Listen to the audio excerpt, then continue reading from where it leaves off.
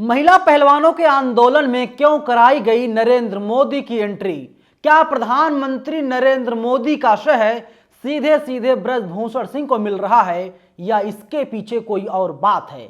नमस्कार, मेरा नाम है नवीन कुमार नंदन और आप देख रहे हैं नेशनल दस्तक। आपने देखा होगा किस तरीके से देश की 7 महिला पहलवान दिल्ली के जंतर मंतर पर बीते 10 दिनों से आंदोलन कर रही हैं और उन लोगों का साफ कहना है कि ब्रजभूषण सिंह से इस्तीफा लिया जाए, वे अपना इस्तीफा सौंप दें। लेकिन ब्रजभूषण सिंह कह रहे हैं कि जब तक देश के प्रधानमंत्री नरेंद्र मोदी, देश के गृह मंत्री अमित शाह और भारतीय जनता पार्टी के राष्ट्रीय अध्यक्ष जेपी नड्डा उनसे इस्तीफा नहीं मांग लेते, तब तक वे इस्तीफा नहीं देंगे। और अब लगातार कहा जा रहा है कि ब्रजभूषण सिंह को सीधे सीधे प्रधानमंत्री नरेंद्र मोदी का शह मिलता हुआ दिखाई दे रहा है और इसीलिए ब्रजभूषण सिंह खुलेआम चैलेंज कर रहे हैं। और ब्रजभूषण सिंह का साफ कहना है ये आंदोलन जो हो रहा है, आंदोलन होता रहे, लेकिन वे इस्तीफा देने वाले नहीं हैं। हालांकि सोशल मीडिया पर तमाम फोटोज भी वायरल किए जा रहे हैं, लेकिन महिला पहलवानों का आरोप है ब्रजभूषण के ऊपर 1 2 3 4 5 6 नहीं, तकरीबन 1000 लड़कियों के साथ, महिला पहलवानों के साथ यौन शोषण की घटना को अंजाम दिया गया है। लेकिन वहीं जो ब्रजभूषण का रवैया दूसरा है। तमाम लोग रिएक्शंस आए हैं, मैं रिएक्शंस आपको बता देता हूं इसके बारे में और आगे हम लोग बात करेंगे। देखिए, कांग्रेस ने ट्वीट किया है, नरेंद्र मोदी जी आप इनसे इस्तीफा क्यों नहीं मांग रहे हैं? क्या देश की बेटियों से ज्यादा आपको इनकी फिक्र है? वहीं अजीत अंजुम का ट्वीट आया है। अजीत अंजुम ने ट्वीट किया है, मोदी अब भी ब्रजभूषण को इस्तीफा देने के लिए नहीं कहेंगे क्या? ब्रजभूषण सिंह ने अब साफ कह दिया है, अगर मोदी, शाह या नड्डा कहेंगे तो मैं कुश्ती संघ से इस्तीफा दे दूंगा। यानी ब्रजभूषण सिंह ने गेंद को अब मोदी के पाले में डाल दी है। और तमाम लोग रिएक्शन से देखिए, वहीं विनय दुबे ने ट्वीट किया है, लिखा है, पूछता है भारत, मतलब मोदी जी बेटियों के बलात्कारी और पॉक्सो आरोपी को बचा रहे हैं। मोदी जी क्यों नहीं कह रहे हैं कि इस्तीफा देने के लिए? मोदी जी का चुप रहना यही इशारा करता है कि मोदी जी का खुला समर्थन है ऐसे कृत्य पर। और वहीं ब्रजभूषण सिंह का भी बयान आया है, क्योंकि आरोपी हैं, दोषी नहीं हैं, इसीलिए हम उनके बयान को बता रहे हैं। एएनआई ने ट्वीट किया है, जो ताकतें शाहीन बाग किसान आंदोलन में सक्रिय थी वही आज दिखाई दे रही हैं। मैं शुरू से कह रहा था कि मेरा इस्तीफा इनका मकसद नहीं है।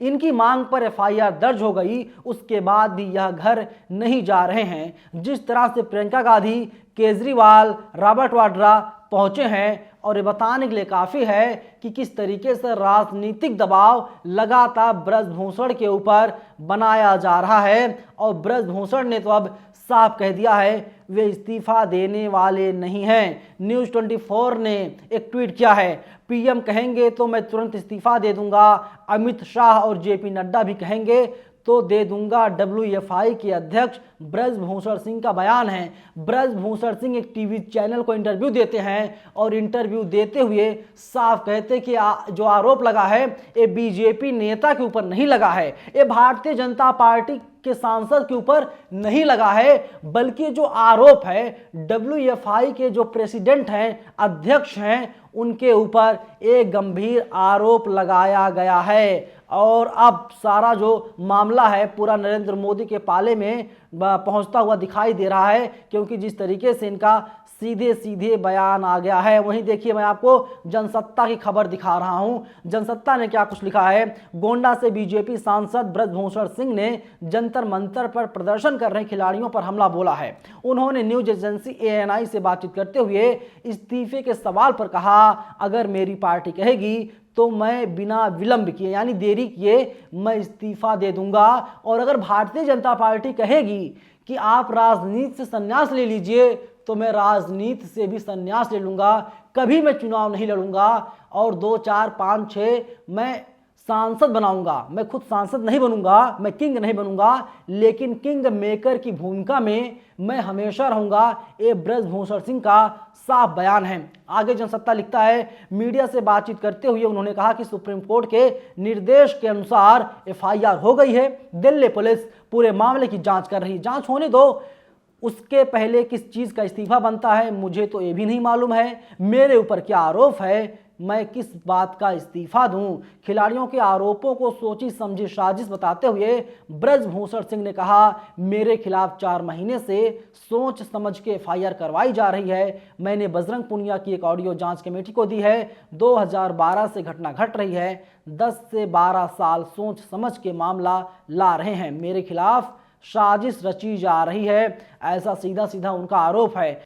वहीं जनसत्ता आगे लिखता है, आंदोलन में शामिल हो रहे लोगों के सवाल पर उन्होंने कहा कि आप कह सकते हैं टुकड़े टुकड़े गैंग जो ताकते शाहीन बाग किसान आंदोलन में दिखाई दे रही थी, वहीं इनके प्रदर्शन में दिखाई दे रही हैं। जो लोग पीएम पर हमला करते थे वही आंदोलन में दिखाई दे रहे हैं। मेरा इस्तीफा इनका मकसद नहीं है, मैं तो एक बहाना हूं, इनका निशाना और कोई है, पार्टी है। अब आप देख लीजिए किस तरीके से टुकड़े टुकड़े गैंग को इसमें लाया गया है, यानी अब इस पर राजनीति हो रही है। क्योंकि आपने देखा था पिछले दिनों किस तरीके से प्रियंका गांधी पहुंचती हैं, रॉबर्ट वाड्रा पहुंचते हैं, जयंत चौधरी पहुंचते हैं, दिल्ली के मुख्यमंत्री केजरीवाल पहुंचते हैं, उनकी जो मंत्री हैं आतिशी और सौरभ भारद्वाज पहुंच जाते हैं। और अब कहा जा रहा है कि राकेश टिकैत भी आज वहां पर पहुंचेंगे, क्योंकि राकेश टिकैत के नेतृत्व में ही एक किसान आंदोलन को अंजाम दिया गया था जो 1 साल से ज्यादा वक्त तक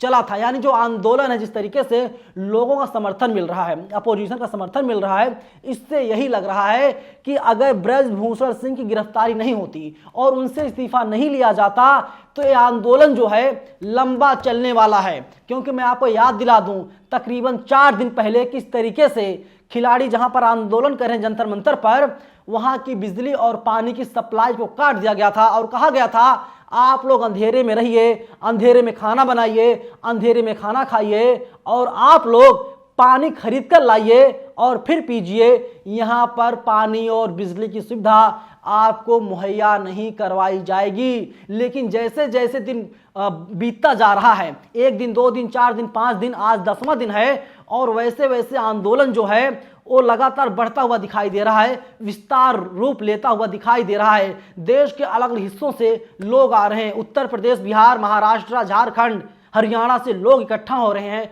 और वे लोग महिला पहलवानों को अपना समर्थन देने का काम कर रहे हैं। और लोग एक ही सवाल पूछ रहे हैं, अगर यही आरोप जो सेक्सुअल हैरेसमेंट का आरोप है अगर किसी अपोजिशन के नेता पर लगा होता या किसी आम पब्लिक पर इस तरीके गंभीर आरोप लगे होते तो अब तक क्या हो जाता साहब, उसको जेल भेज दिया जाता, उसके ऊपर मुकदमा चलाया जाता। लेकिन जिस व्यक्ति के ऊपर कहने के लिए 40 मुकदमे दर्ज है, कथित तौर पर 40 केस दर्ज हैं, उसकी गिरफ्तारी यहां पर सुनिश्चित नहीं की जा रही है। दिल्ली पुलिस के बारे में आपको बता दूं, ये वही दिल्ली पुलिस साहब, जब कोई व्यक्ति एक ट्वीट कर देता है तो मोहम्मद जुबैर की गिरफ्तारी हो जाती है। लेकिन इसी दिल्ली में जब 7 महिला पहलवान इंसाफ की गुहार लगाती हैं, न्याय की गुहार लगाती हैं और दिल्ली पुलिस खामोश रहती है और मामला सुप्रीम कोर्ट पहुंचता है, इसके बाद सुप्रीम कोर्ट का आदेश आता है कि साहब अब आप लोग एफआईआर दर्ज कर लीजिए आरोपी ब्रजभूषण सिंह के ऊपर। हालांकि पूरा मामला कोर्ट में जाएगा, इसके बाद तय होगा